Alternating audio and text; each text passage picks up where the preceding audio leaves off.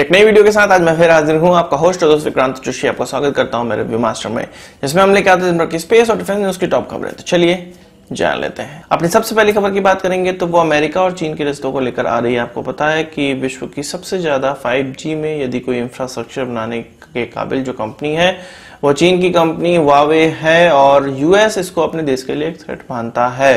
Huawei कुछ 170 देशों में अभी काम कर रही है और अलग अलग लेवल पे जो इलेक्ट्रॉनिक सामान की बात करें, कम्युनिकेशन के सामान की बात करें या कम्युनिकेशन के लिए इंफ्रास्ट्रक्चर की बात करें, वो डेवलप करने का काम करती है। तो अब अमेरिका के द्वारा चीन के इस हुआवे कंपनी की कमर तोड़ने की पूरी व्यवस्था कर दी गई है। कुछ दिनों पहले मैंने आपको खबर में बताया था कि अमेरिका के द्वारा जो उनके प्रोप्राइटरी प्रोडक्ट हैं इलेक्ट्रॉनिक्स के मामले में और उनकी जो इंटेलेक्चुअल प्रॉपर्टी है वो इस्तेमाल करने के लिए एक नया नियम बनाया गया था, जिसमें हर देश की कंपनी को एक नया लाइसेंस उनसे लेना पड़ता और जिसके बाद ही उस प्रोप्राइटरी प्रोडक्ट या उस इंटेलेक्चुअल प्रॉपर्टी का इस्तेमाल करके इलेक्ट्रॉनिक सामान बनाए जा सकते थे। तो हुआवे के द्वारा जो कम्युनिकेशन सिस्टम में इस्तेमाल करने वाले इलेक्ट्रॉनिक प्रोडक्ट जैसे कि सेमीकंडक्टर डिवाइसेस थी वो अमेरिका से ही होकर आती थी।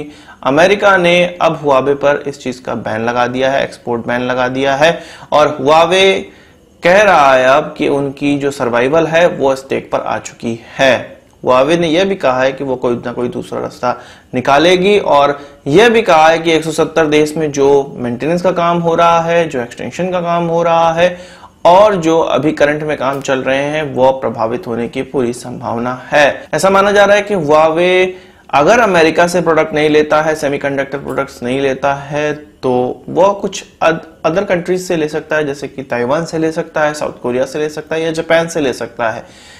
पर इसमें एक और पेंच है। ताइवान के द्वारा जो उनकी मैन्युफैक्चरिंग कंपनी है, ताइवान इलेक्ट्रॉनिक मैन्युफैक्चरिंग कंपनी, वो चीन को इससे पहले लगभग 14% सामान, यानी कि चीन का जो 14% इस प्रकार के कम्युनिकेशन का सामान है वो ताइवान की इसी कंपनी से आता था। पर ये जो इलेक्ट्रॉनिक मैन्युफैक्चरिंग कंपनी है वो भी जो अपना मैन्युफैक्चरिंग करती है वो इंटेलेक्चुअल प्रॉपर्टी अमेरिका के पास है, उसी के डिजाइन पर बेस्ड काम करती है और ताइवान की इस कंपनी ने मना कर दिया है, कहा है कि चीन को वो कोई भी सामान नहीं देंगे या हुआवे को कोई भी सामान नहीं देंगे। तो हुआवे की कमर तोड़ने की पूरी व्यवस्था कर ली गई है। पर चीन यहाँ पर शांत नहीं बैठने वाला है। उसको पता होगा कि जब इस प्रकार का जो ट्रेड वॉर अगर वो अमेरिका के साथ करता है तो उसको काफी इसके लिए चीजों पर प्रतिबंध लग सकते हैं। उसने कुछ ना कुछ अल्टरनेट व्यवस्था तो जरूर करके रखी होगी। फिर भी हुआवे का जो एक अच्छा बिजनेस चल रहा था उसको धक्का लगने की तो पूरी संभावना यहाँ पर दिखाई दे रही है। वहीं बात करें भारत और चीन के बीच में जो तनाव चल रहा है उससे रिलेटेड कुछ और नई खबरें निकल कर आई हैं। द प्रिंट में एक आर्टिकल निकलकर सामने आया है जो कि अभिजीत अय्यर द्वारा लिखा गया है और बहुत बढ़िया आर्टिकल लिखा गया है। लिंक आपको मैं डिस्क्रिप्शन में दे दूंगा, आप इसको जाकर पढ़ें।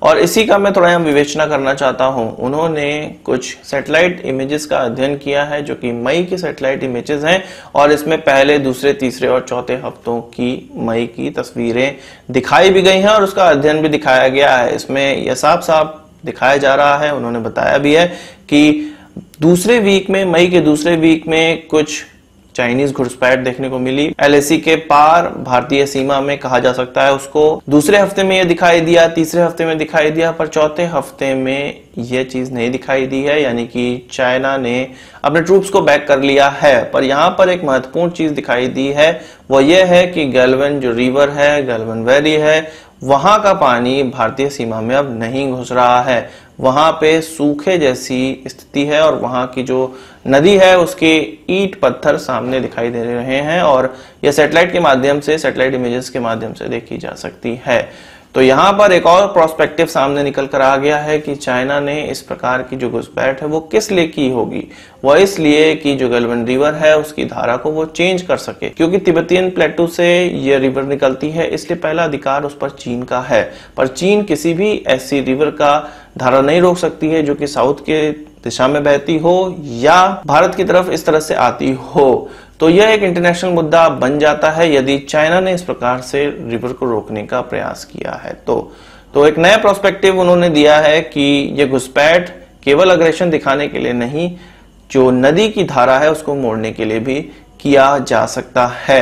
आप लिंक डिस्क्रिप्शन में मैंने दिया हुआ, उसको पढ़ें और ज्यादा जानकारी उसके बारे में प्राप्त कर सकते हैं। वहीं भारत और चीन की जो अभी विवाद चल रहा है उससे रशिया थोड़ा सा सकते में आया हुआ है और रशिया ने कहा है कि उनको वरी हो रही है, यानी कि उनको थोड़ी सी चिंता यहाँ पर हो रही है। असल में चिंता इस बात की है कि रशिया के लिए दोनों ही देश उसके आर्म्स खरीदने वाले एक महत्वपूर्ण देश हैं। हालांकि भारत ज्यादा आर्म्स खरीदता है, चीन कम खरीदता है। चीन इससे पहले खरीदता था, पर धीरे धीरे उसने रशियन हथियारों की कॉपी करके खुद ही बनाना स्टार्ट कर दिया। पर फिर भी अभी भी रशिया से चीन बहुत से सामान डिफेंस के खरीद रहा है, जैसे कि Su-35 या आप S-400 को ले सकते हैं।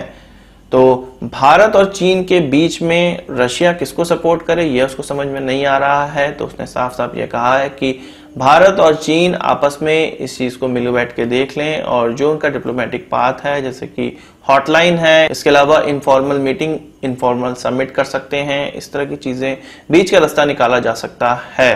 तो रशिया को भी समझ में नहीं आ रहा है किस देश का साथ उसको देना चाहिए, पर अमेरिका को पूरी तरह से समझ में आ रहा है कि भारत का साथ ही उन्होंने देना है। इसके लिए अब भारत और अमेरिका के बीच में छोटी ट्रेड डील साइन हो सकती है। इससे पहले जब डोनाल्ड ट्रंप की भारत यात्रा हुई थी तब ये ट्रेड डील साइन होनी थी, पर यह नहीं हो पाई थी। इस ट्रेड डील में अमेरिका की कुछ डेयरी कंपनियां या मेडिकल इक्विपमेंट बनाने वाली कंपनियां भारत में आना चाहती हैं। इसके अलावा भारत रियायत चाहता है अपने स्टील और एल्यूमिनियम के सामान जो हम यूएस में भेजेंगे उसके लिए रियायत चाहता है इंपोर्ट में। तो इस तरह की कुछ ट्रेड डील होने वाली है और इसमें जो चाइनीज वायरस का सिनारियो है उसके तहत अमेरिका जो चीन से अपनी कंपनियों को निकालना चाहता है, हो सकता है कि ट्रेड डील में उनको भी कुछ ना कुछ इंक्लूड किया जाए। तो एक छोटी ट्रेड डील यहाँ पर होने वाली है। वहीं बात करें तिब्बत की, जो गवर्नमेंट एग्जाइल है जो कि भारत में बैठती है, धर्मशाला में बैठती है, उसके प्रेसिडेंट ने यह कहा है कि यदि तिब्बत ऑटोनोमस रीजन अगर शांतिपूर्ण हो जाए तो भारत और तिब्बत के बीच में या भारत और चीन के बीच में जितना भी विवाद है वो सब खत्म हो जाएगा। उनका मेन कंसर्न यह है कि चाइना के द्वारा जो अभी तिब्बत ऑटोनोमस रीजन कहा जाता है वो केवल सेंट्रल तिब्बत का भाग है। इसके अलावा ईस्टर्न और वेस्टर्न जो तिब्बत है वो चाइना के अंदर ही माना जाता है, उसको ऑटोनोमस रीजन नहीं माना जाता है और इसी की पैरवी वो लोग कर रहे हैं। उनका कहना है कि चीन से उनको इस तरह की आजादी जैसी चीज नहीं चाहिए, पर उनको जो ऑटोनॉमी चाहिए वो भी उनको प्राप्त नहीं हो रही है। जो तिब्बत के ये तीनों भाग हैं जिसमें से एक भाग में से दलाई लामा भी आते हैं, उसको चीन का भाग माना जाता है। इनके दो भाग हैं उनको चीन का भाग माना जाता है। तो इन तीनों भागों को पूरा मिला के एक तिब्बत ऑटोनोमस रीजन बनाना चाहिए और तब जाके तिब्बत और भारत आपस में ये डिसाइड करेंगे किस प्रकार से सीमा को रखना है। तो उन्होंने साफ साफ कहा है कि जब तिब्बत को इस प्रकार की ऑटोनॉमी प्राप्त हो जाएगी तो भारत और तिब्बत के बीच में कोई भी प्रॉब्लम नहीं होने वाली है। तो इसके लिए भारत को प्रयास करना चाहिए, तिब्बत को ऑटोनॉमी देने के लिए सभी लोगों को प्रयास करना चाहिए। वहीं पाकिस्तान का भीख मांगना कम नहीं हुआ है। अब उनको $15 बिलियन की इस फिस्कल ईयर में, इस फाइनेंशियल ईयर में भीख की आवश्यकता है। इसमें कहा जा रहा है कि जो $10 बिलियन का इस्तेमाल करना है वो उनके ऐसे लोन को चुकता करना है जिनकी मियाद खत्म हो रही है। और आप समझ सकते हैं कि एक ऐसा व्यक्ति जो सबसे कर्ज मांगता रहता है, एक का कर्ज पूरा करने के लिए दूसरे से कर्ज लेता है और उससे फिर कहता है कि मैं 2 महीने में लौटा दूंगा और फिर किसी दूसरे से कर्ज लेके 2 महीने में उसको लौटाने का वायदा करता है और पुराने को कर्जा चुका देता है। तो इस प्रकार से पाकिस्तान का पूरा देश चल रहा है। $10 बिलियन इसमें उनको कर्जे में दे देना है, जबकि $5 बिलियन का इस्तेमाल वो अपने फॉरेन रिजर्व में पैसे रखकर करना चाहते हैं। तो इस प्रकार की स्थिति उनकी हो गई है। यह जो IMF की रिपोर्ट है इसमें कहा जा रहा है कि पाकिस्तान के द्वारा जो ये $15 बिलियन का जो लोन मांगा जा सकता है वह विश्व में किसी एक साल में किसी कंट्री द्वारा मांगा गया सबसे बड़ा कर्ज होने वाला है। तो पाकिस्तान अब विश्व के सबसे ऊंचे कर्जखोर देशों में भी सामने निकल कर आ रहा है। वही बात करें राफेल की डिलीवरी की, राफेल एयरक्राफ्ट की भारत आगमन की, तो हमारे रक्षा मंत्री ने कहा है कि इसकी टाइमली डिलीवरी हो जाएगी। तो उन्होंने मुझे लगता है कि जो ट्वीट किया है वो ये कहते हुए किया है कि पूरा का पूरा जो राफेल एयरक्राफ्ट आना है वह भारत समय पर आ जाएगा, यानी कि अंतिम एयरक्राफ्ट जो आना है वह समय पर भारत आ जाएगा।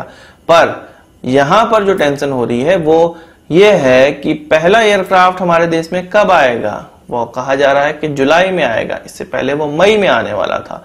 तो कैसे इसकी टाइमली डिलीवरी मानी जा सकती है?